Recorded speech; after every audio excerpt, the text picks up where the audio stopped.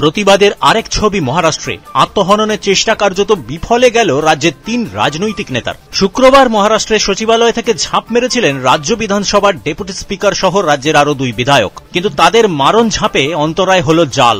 উপর থেকে নিচে পড়ার সময় সেই জালে আটকে যান 3 জন। তাদের উদ্ধার করে পুলিশ।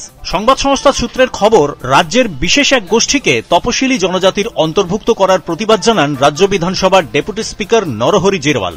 একইভাবে ঝাঁপ দেন মহারাষ্ট্রের 2 আদিবাসী বিধায়ক। পুলিশ সূত্রে জানা গেছে, জালে আটকে যাওয়ায় 3 নেতার শারীরিক কোনো ক্ষতি হয়নি, তবুও এই 3 জনকে হাসপাতালে পাঠানো হয়েছে। পুলিশ জানিয়েছে, স্লোগান দিতে দিতেই বিধানসভার 4 তলা থেকে ঝাঁপ মারেন ওই 3 জন। রাজ্যের রাজনৈতিক মহলের দাবি, মূলত পশ্চিম মহারাষ্ট্র ও মারাঠাওয়াড়া অঞ্চলে এই বিশেষ জনগোষ্ঠীর বসবাস। গত কয়েক বছর ধরেই মারাঠি রাজনীতিতে তারা সরকারের কাছে তপশিলি জনজাতির তকমা চেয়ে দাবি জানিয়ে আসছিল। ইতিমধ্যেই তাদের এক নেতা হুমকিও দিয়েছিলেন রাজ্যের মুখ্যমন্ত্রী একনাথ শিন্দেকে। এই বছরের শেষে মহারাষ্ট্রে বিধানসভা ভোট, তার আগে এই সংরক্ষণ নীতিতে এখন মহারাষ্ট্রের রাজনীতি সরগরম।